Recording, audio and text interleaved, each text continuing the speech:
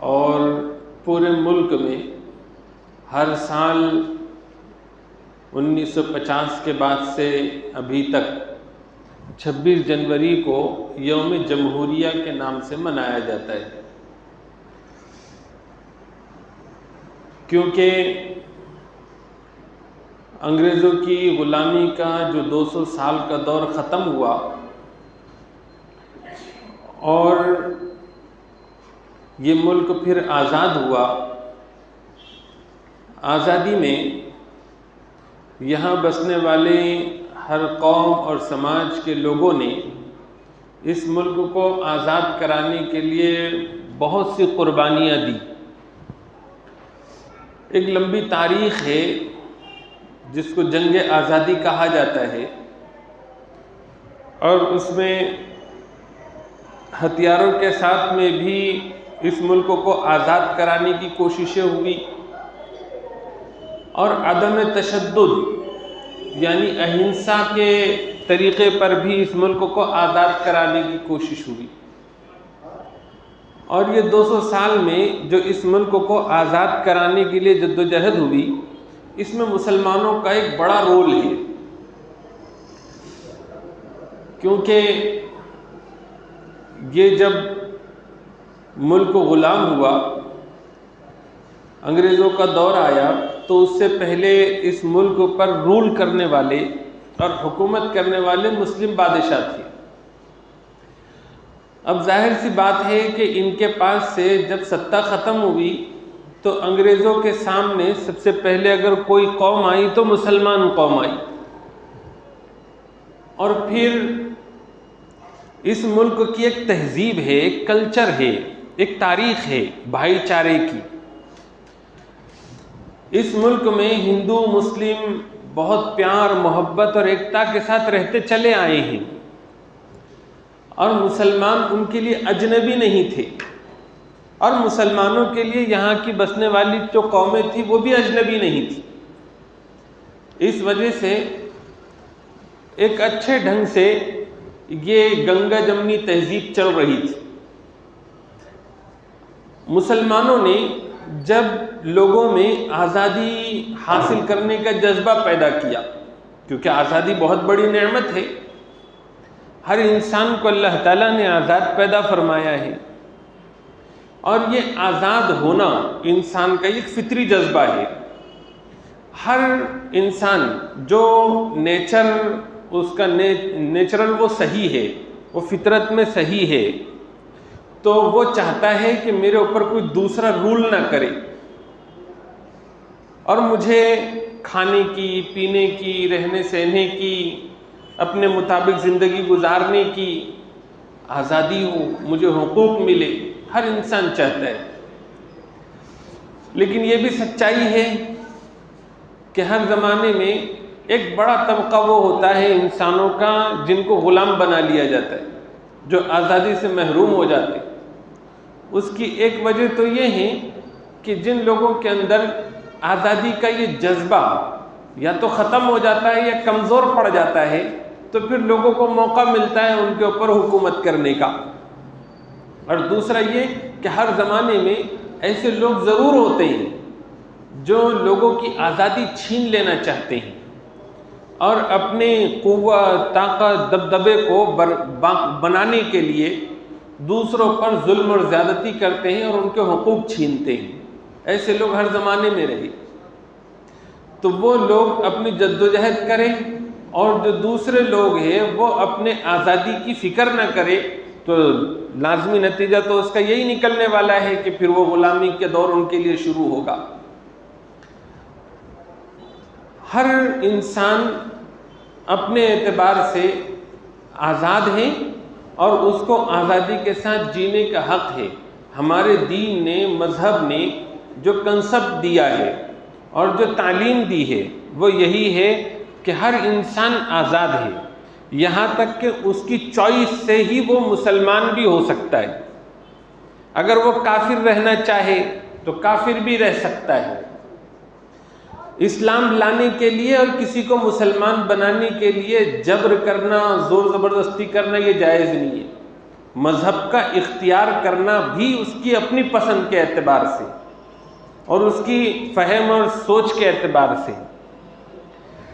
हाँ, ये बात ज़रूर है कि जो कोई फिर मुसलमान हो जाए तो मुसलमान होने के बाद उसके ऊपर कुछ पाबंदियां हैं, लेकिन वो पाबंदियां किसी इंसान की नहीं है, उसकी तरफ से है जिसने इंसानों को पैदा किया है, जो सबका क्रिएटर है उसकी तरफ से वो पाबंदी है। जैसे कोई मशीन बनाए और मशीन बनाने के बाद उसको मालूम है कि इसको कैसे कैसे चलना है तो ये मुफीद होगा, तो उसके लिए वो एक गाइडलाइन देता है कि अब इस मशीन को इस तरीके से इस्तेमाल किया जाए और ऐसे इससे फ़ायदा उठाया जाए। अगर ऐसा नहीं किया जाएगा तो ये मशीन ख़राब हो जाएगी। तो ऐसे ही अल्लाह ताला ने इंसानों को पैदा किया और पैदा करने के बाद दुनिया में अमन हो, सबके हुकूक महफूज हो, आपस में एक दूसरे का एहतराम हो, इंसानियत हो और एक अल्लाह की इबादत हो, तो फिर ये इंसान चैन, सुकून और तरक्की और कामयाबी के साथ चल सकता है, दुनिया में भी और आखिरत में भी। इसके लिए अल्लाह ताला ने हर ज़माने में नबी भेजे, अपनी किताबें भेजी कि इंसान अब अपने आप को उस तरीके से चलाए अगर वो अपनी आफियत चाहता है, अगर वो अपनी दुनिया और आखिरत की कामयाबी चाहता है। और तारीख़ भी शाहिद है कि जब जब भी लोगों ने और जिन जिन लोगों ने अल्लाह और उसके भेजे हुए पैगंबरों की इताअत की, कामयाब हुए, और जिन्होंने इताअत से रूगर्दानी की, इनकार किया, तो वो नाकाम हुए। आज जो आज़ादी की बात चलती है, क्योंकि फितरी चीज़ है ना, हर इंसान आज़ादी चाहता है, तो आज जो आज़ादी का नारा लगाया जाता है उसमें और इस्लाम वाली जो आज़ादी की बात है उसमें थोड़ा सा फ़र्क है। क्या फ़र्क है कि आज जो आज़ादी की बात की जाती है, चूँकि उनके पास इस्लाम की सही रहनुमाई नहीं है, या वो पहले ही से ज़हनी तौर पर किसी न किसी चीज़ के ग़ुलाम बने हुए हैं, किसी की फ़िक्र के, किसी की सोच के, या फिर अपनी ख्वाहिशात के, इस वजह से वो इस्लाम वाली आज़ादी को नहीं चुनते। वो ऐसी आज़ादी चाहते हैं कि जिसमें हर एतबार से उनको खाने, पीने, सोने, रहने, ज़िंदगी गुजारने, पैसे कमाने, हुकूमत करने, हर चीज़ में उनको बिल्कुल ये आज़ादी चाहिए। लेकिन अब जाहिर सी बात है कि एक आदमी को पूरे तौर पर आज़ादी मिल जाए, किसी किस्म की उसके ऊपर पाबंदी ना हो, ये भी फितरत और नेचर के ख़िलाफ़ है। अगर इंसान है और उनसे कहा जाए कि सब तुम आज़ाद, जिसको जो करने का है वो करो, तो रोज़ लाशें देखने को मिलेगी, रोज़ उल्टी सीधी हरकतें होगी, अमन आम्मा ख़राब हो जाएगा, जीना मुश्किल हो जाएगा, किसी की इज्जत महफूज नहीं रहेगी, किसी का कारोबार महफूज नहीं रहेगा, किसी का माल महफूज नहीं होगा, रोज़ चोरियाँ होगी, डाका डालने वाले डाका करेंगे, कहेंगे हम आज़ाद हैं, हम कुछ भी कर सकते हैं। तो मुतलक आज़ादी ये भी फितरत के ख़िलाफ़ है और मुतलक ग़ुलामी ये भी फितरत के ख़िलाफ़ है। इसलिए आज के आज़ादी के नारा लगाने वाले भी ये ज़रूर कहते हैं कि आज़ादी हो, फ्रीडम हो, लेकिन उसकी कुछ हद भी हो और एक कानून हो, एक दस्तूर हो, जिसके तहत सब अपने अपने एतबार से आज़ादी का मज़ा उठाए और कुछ हर एक पर पाबंदियाँ हों और उन पाबंदियों की वजह से फिर दूसरों की आज़ादी ख़त्म होने से बचे।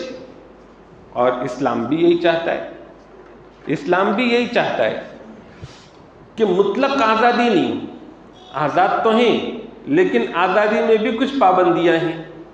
फ़र्क सिर्फ इतना है कि पाबंदियाँ कौन सी होनी चाहिए और हर इंसान को आज़ादी कौन सी होनी चाहिए, ये कौन तय करे। तो इस्लाम ये बताता है कि ये तय करना किसी इंसान का इख्तियार नहीं है। कोई भी इंसान दूसरे इंसान पर पाबंदी नहीं लगा सकता और कोई जमात, कोई पार्लियामेंट, कोई जमहूरियत दूसरों को पाबंद नहीं कर सकती। ये भी गुलामी की एक शक्ल है। सिर्फ और सिर्फ अल्लाह की ज़ात ऐसी है कि जो इंसानों पर कुछ पाबंदियां लगा सकती है, और उसका ही कानून होना चाहिए। उसने जो कानून बनाया है उस कानून का सबने पाबंद रहना चाहिए, और उस कानून पर पाबंदी से अमल होगा, और उसमें कोई छोटा कोई बड़ा नहीं, वो कानून सबके लिए यकसा होगा। मुल्क का सदर हो, प्रेसिडेंट हो, मुल्क का वजीर आजम हो, या फिर कोई मंत्री हो मरकज में या स्टेट में, कोई भी हो, गवर्नर हो, कलेक्टर हो, सबके लिए एक कानून। और वो कानून भी किसी इंसानों का थोपा हुआ नहीं, इंसानों को बनाने वालों का दिया हुआ। तब जाकर आज़ादी के हकीकी मफहूम समझ में आएगा। लेकिन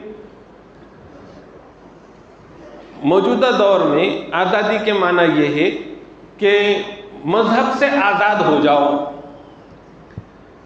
जिसने बनाया उसके कानून से आज़ाद हो जाओ, उसमें सब पर जुल्म है। फिर कौन सा कानून लो?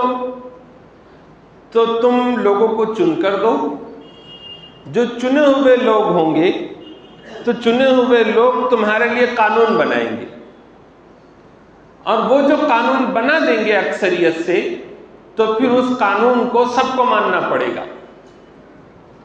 ये है फर्क आज के मौजूदा दौर के आज़ादी की बात में और इस्लाम वाली आज़ादी के बात में। अब दो चार की तरह से ये बात साफ है कि साहब, जो लोग इलेक्शन में खड़े होंगे और उनको वोट डालने वाले जो लोग होंगे, तो अब अक्सरियत के ऊपर फैसला होगा कि एक आदमी जो चुनकर आए हैं तो दूसरे के मुकाबले में एक वोट भी उसको ज्यादा मिल गया तो वो चुनकर आएगा। और फिर लोगों में इतना शऊर तो होता नहीं है, हर आदमी अपने आप को अक्लमंद समझता है, लेकिन सच्चाई ये है कि अक्सर लोग बेवकूफ़ होते, लेकिन उनको अपनी बेवकूफ़ी का एहसास नहीं होता और कोई हिम्मत भी नहीं कर सकता उनको बेवकूफ़ कहने की, वो खुद भी सुनना नहीं चाहते। अब अगर अक्सरियत के वोट से कोई आए, अब गैर शऊर जो शऊर नहीं रखते, समझ नहीं रखते, वो एक आदमी को वोट डाल दे और शऊर और समझ रखने वाले दूसरे को वोट डाले, कौन जीतेगा? जो मेजॉरिटी में होंगे वही जीत कर आएंगे। अब ऐसे बेवकूफ़ों का चुना हुआ जो नुमाइंदा होगा बसा औकात, अब वो जो कानून बनाएगा तो वो कानून कैसा होगा, और फिर उस कानून में कौन से किसी के हुकूक महफूज रहेंगे? इस्लाम में हुकूमत करने वालों को भी पाबंद बनाया गया है, वो खुद से कानून नहीं बना सकते। उनको कानून बनाना है तो कुरान करीम में और सुन्नत रसूल करीम में जो उसूल बताए गए हैं, उन उसूल के हिसाब से उनको कानून वज़ा करने और उसको नाफिज करना है, और दूसरों पर ही नहीं, खुद उन पर भी करना है। आज भी देखो, हमारे अपने मुल्क में भी, बहुत सारे ममालिक में भी ऐसा है कि बाज़ शख्सियतें ऐसी होती है कि जिनके ऊपर FIR नहीं हो सकता, उनको कोर्ट में पेश नहीं किया जा सकता, जज उनको तलब नहीं कर सकता। लेकिन इस्लाम का कानून देखिए, हजरत उमर रज़ी अल्लाह तआला अन्हु खलीफा वक्त है, लेकिन काजी जज नोटिस भेजकर उनको अपनी अदालत में बुलाते, और फिर उनको भी अपना मुकदमा हाजिर होकर लड़ना पड़ता है। हजरत अमीरुल मोमिनीन हजरत अली रज़ी अल्लाह तआला अन्हु खलीफा वक्त, लेकिन काजी उनको भी इत्तला भिजवाकर कोर्ट में बुलाता है और उनको पेश होना पड़ता है। इस्लाम का जो निज़ाम कानून है तो वो ऐसा बेनज़ीर है और ऐसा इंसाफ वाला है जिसमें सबके लिए बराबरी है और सबके लिए अदल और इंसाफ है। उसकी नज़ीर या उसकी मिसाल, उसके जैसा दूसरा कोई कानून हो ही नहीं सकता, क्योंकि वो अल्लाह का बनाया हुआ कानून है। अब जाहिर सी बात है कि जहाँ मुसलमान इस तरह का कानून नाफिज कर सकते हो वहाँ तो उन्होंने करना चाहिए, लेकिन बहुत से ऐसे इलाके भी होते हैं जहाँ पर इस तरह का कानून नाफिज नहीं किया जा सकता। जैसे मुल्क जब आज़ाद हुआ तो मुल्क के आज़ाद होने के बाद मुल्क 2 हिस्सों में बंट गया, बाद में 3 हिस्से बन गए। पाकिस्तान अलग बन गया और इधर मुसलमानों के लिए एक सदमे वाली कैफियत हो गई, क्योंकि जो इस मुल्क में आज़ादी की लड़ाई लड़ने में आगे आ गए थे वो नहीं चाहते थे कि ये मुल्क तकसीम हो, और वो इस मुल्क ही में रहना चाहते थे। तो मुल्क 2 हिस्सों में बंट गया। अब ये जो मुल्क था, इस मुल्क में जो बसने वाले लोग थे, इनके लिए कौन सा कानून बेहतर हो सकता है? तो 15 अगस्त 1947 को जब मुल्क आज़ाद हुआ, उसके कुछ दिनों के बाद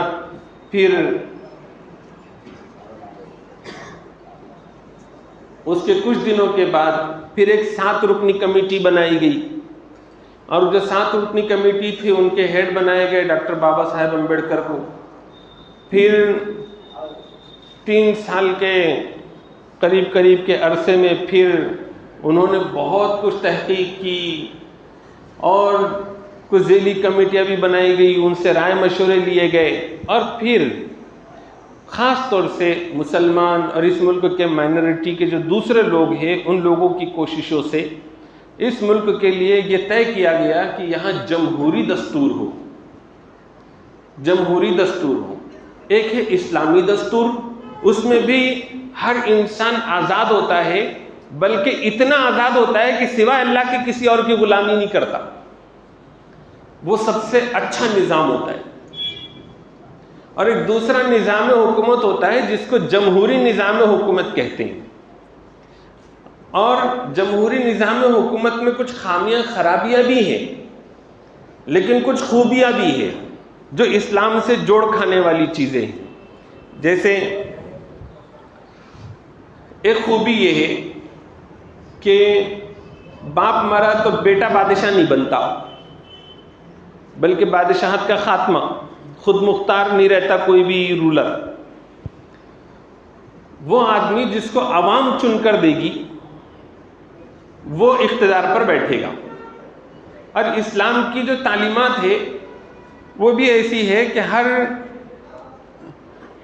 अल्लाह ताला ने इंसानों पर हुकूमत करने के लिए ऐसा नहीं कि किसी ने बोल दिया कि इनको बना दो तो बन जाए, बल्कि अवाम और आम्मतुल मुस्लिमीन, ख़ास तौर से उसमें जो खवास है, ज़ी शुऊर रखने वाले, वो लोग चुनकर दे।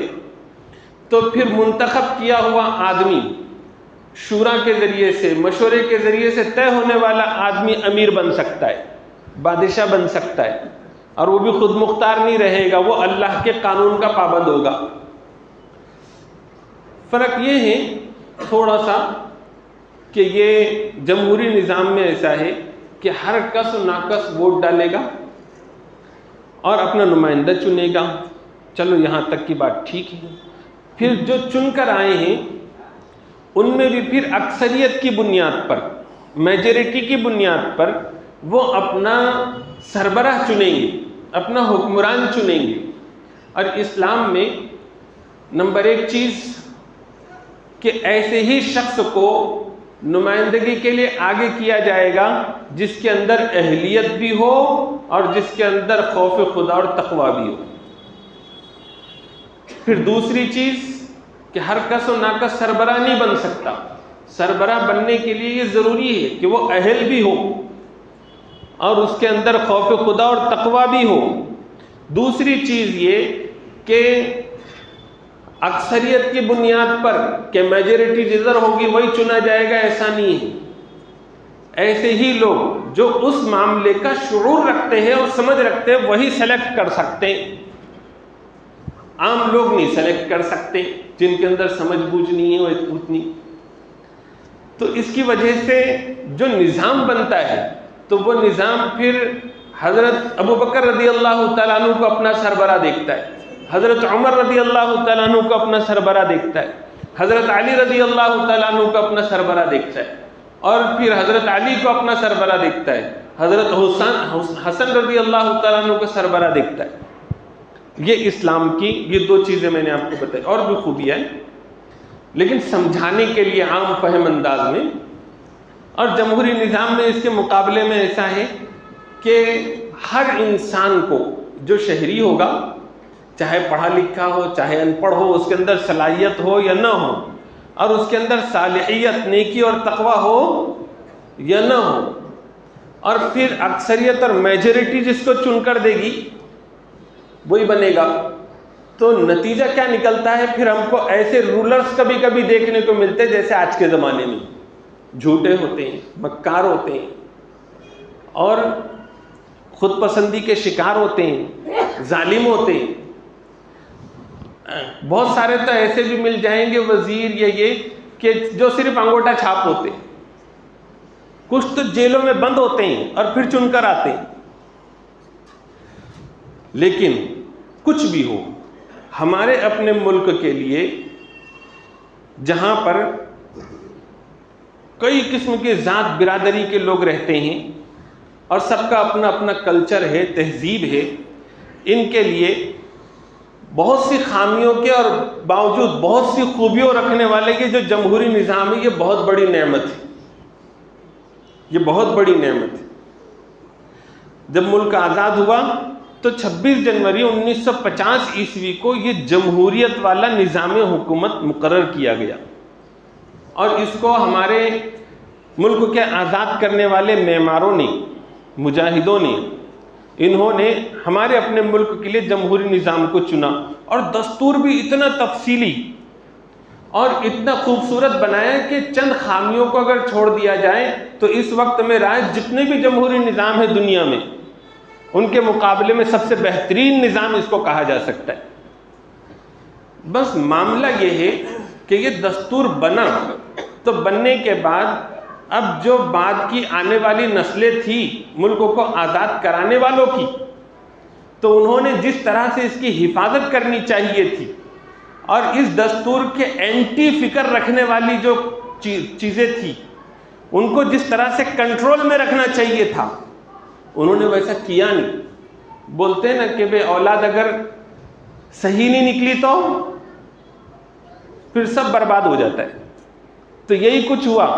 इंडियन नेशनल कांग्रेस हो, आज़ादी की लड़ाई में हिस्से लेने वाले जो अंबेडकर साहब हो, दूसरे हो, हम लोग खुद, हमारे बड़े भी, तो हम जब बाद में आए तो बाद में आने वालों ने जिस तरह से इस दस्तूर की हिफाजत करनी चाहिए थी और इस दस्तूर के और जमहूरियत के लिए जो ख़तरा बनने वाले जो कौमें हैं, ये जो नज़रियात हैं, उनको जिस तरह से कंट्रोल में रखना चाहिए था वो काम नहीं किया गया।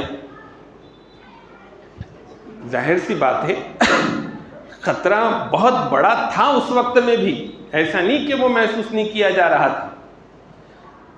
जब अंग्रेज़ों ने इस मुल्क पे रूलिंग शुरू की तो हिंदू मुस्लिम एकता के साथ जो सबसे पहली अंग्रेज़ों के साथ मुठभेड़ हुई 1857 में, उस वक्त में अंग्रेज़ ये समझ गए कि यहाँ जो गंगा जमनी तहजीब है, हिंदू मुस्लिम एकता है, उसके नतीजे में ये बगावत हुई है हमारे खिलाफ।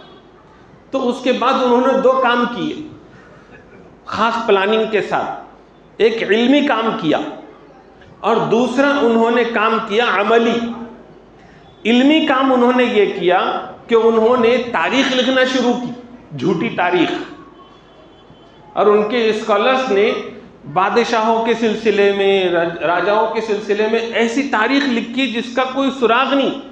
उन्होंने उसमें ये दिखाने की कोशिश की कि मुस्लिम बादशाहों ने हिंदुओं पर कैसा जुल्म किया, उनके कैसे मंदिर तोड़े, उनके साथ कैसी ज़्यादतियाँ की, उनकी कैसे इज्जतें लुटी।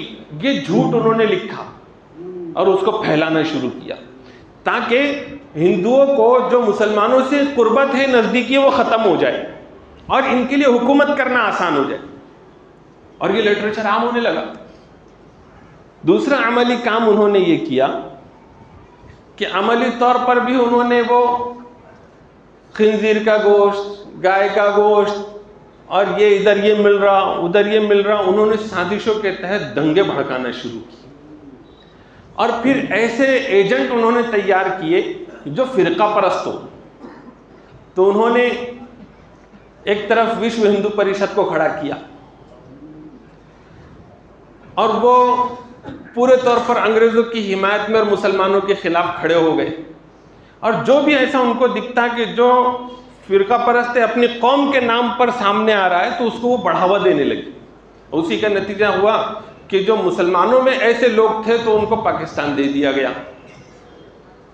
अब जो दूसरे लोग थे तो वो भी जोर शोर से आवाज उठा रहे थे कि अब इस मुल्क को हिंदू राष्ट्र बनाया जाए, लेकिन इस मिट्टी के खमीर ही में नहीं था।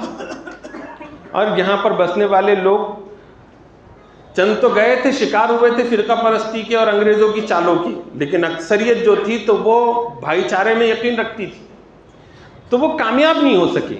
लेकिन वो खामोश भी नहीं बैठे, उनकी मुसलसल उस वक्त से कोशिशें चली आ रही थी और हर दौर की हुकूमत ने इसको महसूस किया, देखा कुछ वारदातें ऐसी हुई, लेकिन जो इक़दामात उन्होंने करने चाहिए थे वो नहीं किए, जिसकी वजह से ये जो जमहूरी दस्तूर है या सेकुलरिज्म है ये इंतहाई कमज़ोर हो गया।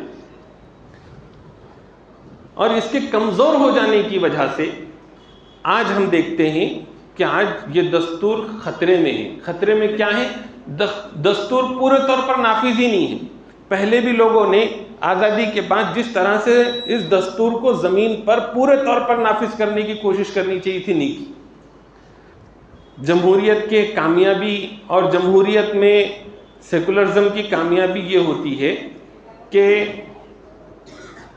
हर इंसान को बराबर के हुकूक दिए जाए, हर इंसान को उसके मज़हब की आज़ादी दी जाए, उसके मज़हब के मामले में इंटरफेयर न किया जाए।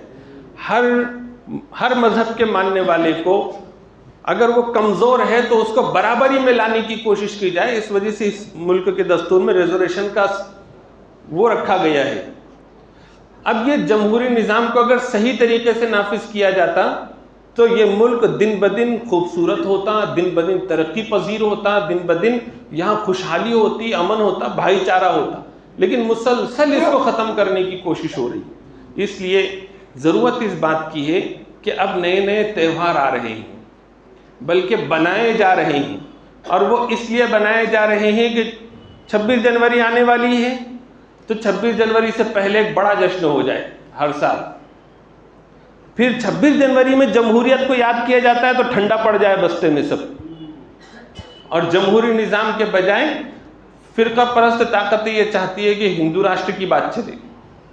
हम लोगों को चाहिए कि हम बिरादरात वतन को साथ में लेकर और जमहूरियत के वजह से जो फ़वायद हासिल होते हैं और सेकुलर स्टेट होने की वजह से जो इस मुल्क में भाईचारा है, अमल है, मुल्क में एकता है, सालिम मुल्क बचा हुआ है, ये चीज़ों को बताते हुए उनको साथ में लेकर कोशिश करे, जद्दोजहद करे कि इस मुल्क का सेकुलर ढांचा, इस मुल्क का जमहूरी निज़ाम ये महफूज रहे।